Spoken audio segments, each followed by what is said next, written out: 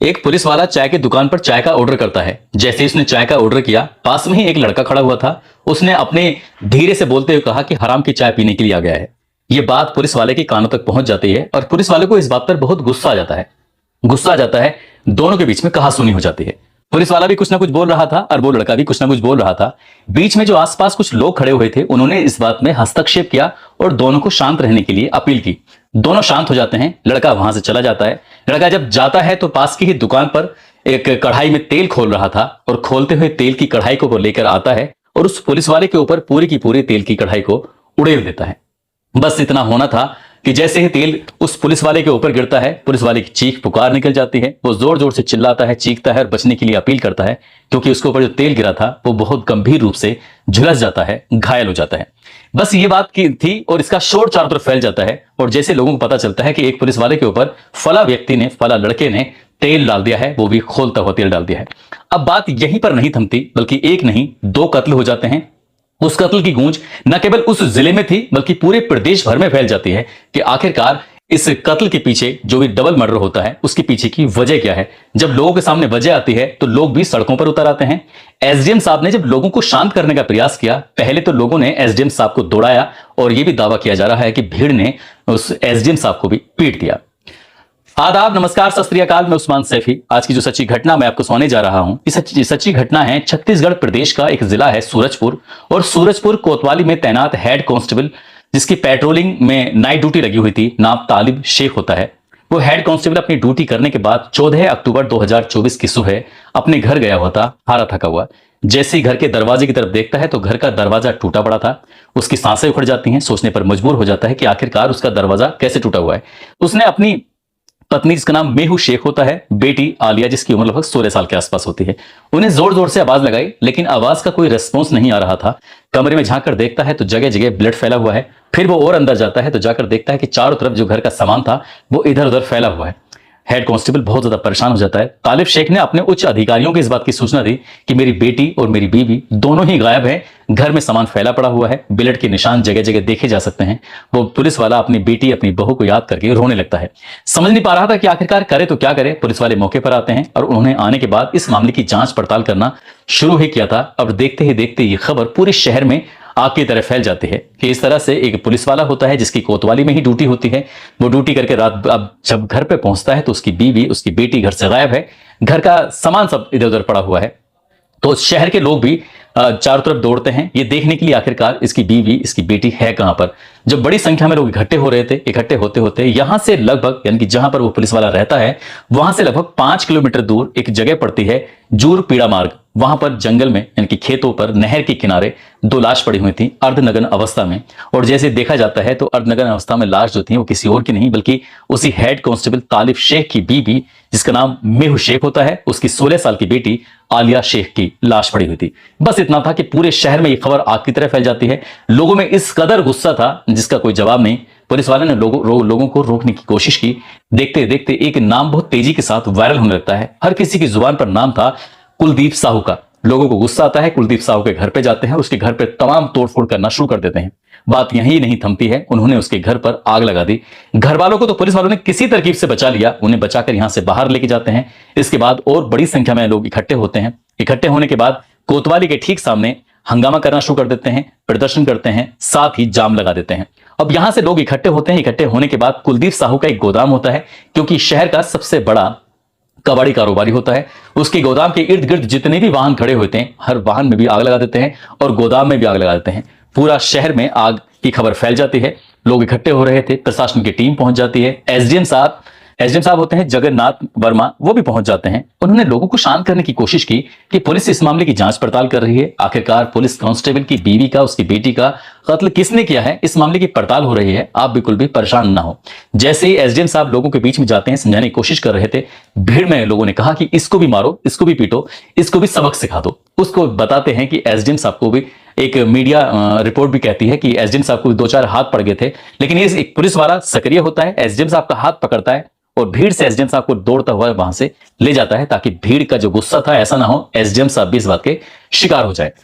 अभी जिले में खबर चल रही है। इसी बीच में जो पुलिस वाले मामले की जांच पड़ताल करते हैं। जांच पड़ताल करने के बाद उन्हें पता चलता है कि अभी एक रात पहले, यानी कि ये घटना 14 अक्टूबर 2024 की है और एक दिन पहले यानी कि 13 अक्टूबर की शाम की बात है, जब दुर्गा जो विसर्जन होती है प्रतिमा उनकी, उसमें ड्यूटी लगी हुई थी। एक कांस्टेबल होते हैं घनश्याम सोनवानी, वो ड्यूटी करके आए थे और चौपाटी पर बैठकर आराम से चाय का ऑर्डर ही दिया था कि बताया जाता है कि कुलदीप साहू वहां पर पहुंच जाता है और पुलिस वालों को देखते ही उसने कहा था कि हराम की चाय पीने के लिए यहां बैठा हुआ है। बोला धीरे से था, ऐसा लोग बताते हैं, और इसी बात पर कहासुनी हो जाती है। घनश्याम सोनवानी ये समझाने की कोशिश कर रहे थे, कहासुनी ज्यादा बढ़ जाती है। इसी बीच में कहासुनी के बीच में ये यहां से यानी कि कुलदीप साहू पास की ही दुकान पर जाता है, वहां पर खोलते हुए तेल की कढ़ाई लेकर आता है और घनश्याम सोनवानी जो पुलिस कांस्टेबल होते हैं उनके ऊपर उड़ेल देता है। यहां उनकी हालत खराब हो जाती है क्योंकि बहुत बुरी तरह से वो झुलस जाते हैं। आनन फानन ही उनको अंबिकापुर मेडिकल कॉलेज हॉस्पिटल में भर्ती कराया जाता है और उनका उपचार शुरू हो जाता है। अब ये बात उच्च अधिकारियों तक पहुंच जाती है। उच्च अधिकारी इस व्यक्ति की तलाश में जुट जाते हैं और तलाश में जब जुटते हैं तो साथ ही एक टीम होती है जिस टीम का एक हिस्सा था तालिब शेख। तालिब शेख भी कुलदीप साहू को ढूंढने की कोशिश कर रहा था कि आखिरकार कुलदीप साहू मिले तो उसे गिरफ्तार किया जाए और गिरफ्तार करने के बाद उसको जेल भेजा जाए। एक तरफ तो टीम का गठन किया जा रहा था ताकि कुलदीप साहू को गिरफ्तार कर ली जाए, दूसरी तरफ बताया जाता है, ऐसा दावा किया जा रहा है मीडिया रिपोर्ट में कि कुलदीप साहू अपने कुछ साथियों के साथ तालिब शेख के घर पर जाता है, इसका दरवाजा तोड़ता है, उसकी बीवी उसकी बेटी को बहुत बुरी तरह से बताते हैं कि तलवार से या किसी धारदार हथियारों से गोद कर मौत के घाट उतार देता है। इस वक्त बीवी और बेटी ने जान बचाने की तमाम कोशिशें की थी क्योंकि घर के जगह जगह हिस्से में जो ब्लड फैला हुआ था उससे साफ साफ पता चल रहा था कि मां और बेटी ने अपनी जान बचाने की कोशिश की थी लेकिन उन्हें बचने का अवसर नहीं मिल पाया। और जब ये नाइट ड्यूटी करने के बाद सुबह जाता है तो पता चलता है कि मां और बेटी दोनों मारी जा चुकी हैं और जैसे ही मां बेटी के मरने की खबर शहर वालों को पता चलती है तो शहर वालों में उबाल पैदा हो जाता है। दरअसल जो कुलदीप साहू है वो इस जिले का सबसे बड़ा कबाड़ी कारोबारी होता है। इसके यहाँ पर कबाड़ा वगैरह जो होता है लोहे का काम वगैरह करता है, वो आता जाता है। लेकिन इसी बीच में एक खबर और भी चलती है, ये कुछ समय से लगातार चल रही थी कि फिल्टर प्लांट साथ ही अन्य संपत्ति पर लगातार चोरियां हो रही थी और चोरी की वारदात की घटनाएं इतनी बढ़ रही थी कि चोरी का माल सबका सब ये कुलदीप साहू खरीद लिया करता था। और जब ये बात नगर पालिका को पता चलती है तो नगर पालिका ने एक प्रस्ताव पारित किया कि इस व्यक्ति का शहर में रहना बिल्कुल सही नहीं है, जब तक ये शहर के अंदर रहेगा तब तक ये चोरी की घटनाएं ऐसे ही होती रहेंगी। नगर पालिका ने इस प्रस्ताव को पास कर दिया और पास करने के बाद पता चलता है कि अगले 1 साल तक कुलदीप साहू का इस शहर यानी कि चाहे सूरजपुर हो, चाहे सरगुजा हो, कोरबा हो, कोटिया हो, बलरामपुर, रामानुजगंज हो या महेंद्रगढ़ हो, चिरगिरी हो या भरतपुर, सिंगरौली, इन शहरों में, इन कस्बों में, इन जगहों पर अगले 1 साल तक कुलदीप साहू के आने पर पूरी तरह से पाबंदी लग चुकी थी। वो प्रवेश निषेध हो चुका था कि अगर ये दिखाई देता है तो इसके खिलाफ कानूनी कार्रवाई की जाएगी। ये शहर से दरबदर हो जाता है, अब इसे शहर में घुसने की अनुमति नहीं थी। लेकिन इससे कुछ ही दिन पहले इसका भाई जिसका नाम संदीप साहू होता है, ये ऐसा मीडिया रिपोर्ट में आता है, हालांकि पुलिस ने अभी जांच पड़ताल अभी पुलिस की जारी है, लेकिन कुलदीप का बड़ा भाई संदीप साहू, शहनाज अख्तर का एक जगराता कार्यक्रम चल रहा था, उस कार्यक्रम में संदीप साहू भी पहुंच जाता है जो कि कुलदीप साहू का बड़ा भाई होता है। हालांकि उसके ऊपर कोई आपराधिक रिकॉर्ड नहीं होता, लेकिन कुलदीप साहू का जो रिकॉर्ड होता है वो बिल्कुल भी साफ सुथरा नहीं है, बल्कि बताते हैं कि वो आदतन अपराधी है, उसको अपराध करने में उसे बड़ा अच्छा लगता है, उसको बहुत मजा आता है। संदीप साहू जब शहनाज अख्तर के जगराता कार्यक्रम में गया हुआ था, इसी बीच में 2 पक्षों में झगड़ा हो जाता है और झगड़े की सूचना पुलिस को दे दी जाती है। बताया जाता है कि बीजेपी कार्यकर्ताओं ने जो संदीप साहू था उसको पकड़वाया, उसके बाद पुलिस ने उसको पकड़ने के बाद उसको बेदम तरीके से पीटा और बहुत ज्यादा जब पीटा जाता है वो गंभीर रूप से घायल हो जाता है। इस बात की सूचना मिल जाती है कुलदीप साहू को। अब कुलदीप साहू को यह पता चलता है कि उसके बड़े भाई की कोई गलती नहीं है, बेवजह उसको पीटा जाता है। उसने अपने ही स्तर से ये पता करने की कोशिश की कि उसके भाई को आखिरकार किस किसने पीटा है। तभी उसने एक सूची बनाता है, लिस्ट बनाता है, जिसमें जो जो उसके भाई को पीटने वाले थे, चाहे वो घनश्याम हो या फिर तालिब शेख हो, ऐसा बताया जाता है कि इन लोगों ने, इन पुलिस वालों ने उसके भाई को पीटा था। इसे टारगेट बना के पहले तो उसने घनश्याम के ऊपर तेल डाला, उसके बाद जब घनश्याम के ऊपर तेल डाला था और पुलिस वाले इस कुलदीप साहू को पकड़ने की कोशिश कर रहे थे, तभी जो तालिब शेख होता है उसको जिसे पकड़ने वाला था, ये अपनी कार से होता है, कार को तालिब शेख के ऊपर चढ़ाने की कोशिश की जाती है, लेकिन उसकी किस्मत अच्छी थी, वो बच जाता है। ये बात भी उच्च अधिकारियों को बताई जाती है कि कुलदीप साहू ने तालिब शेख के ऊपर कार चढ़ाने की कोशिश की, लेकिन वो मौका पाते ही बच जाता है। लेकिन वो खुद तो बच जाता है, उसकी पत्नी और उसकी बेटी वो बच नहीं पाती, उनका दर्दनाक रूप से, खौफनाक तरीके से कत्ल कर दिया जाता है। पुलिस इस आरोपी की तलाश में जुट जाती है। आखिरकार पुलिस ने 15 अक्टूबर 2024 को यानी कि इस घटना के दूसरे दिन ही गिरफ्तार कर लेते हैं। झारखंड की तरफ से एक बस आ रही थी जो कि गोदरमाना अंबिकापुर की तरफ जा रही थी और बलरामपुर की पुलिस ने मौका देखते ही, क्योंकि हर वाहन को, हर उसके गुजरने वाले इन रास्ते से वाहनों को तलाश करना शुरू कर दिया और बलरामपुर की पुलिस ने आखिरकार कुलदीप साहू को गिरफ्तार कर लिया। एक तरफ तो उसकी गिरफ्तारी होती है, दूसरी तरफ जो हेड कांस्टेबल होता है उसकी पत्नी और बेटी का पोस्टमार्टम होता है।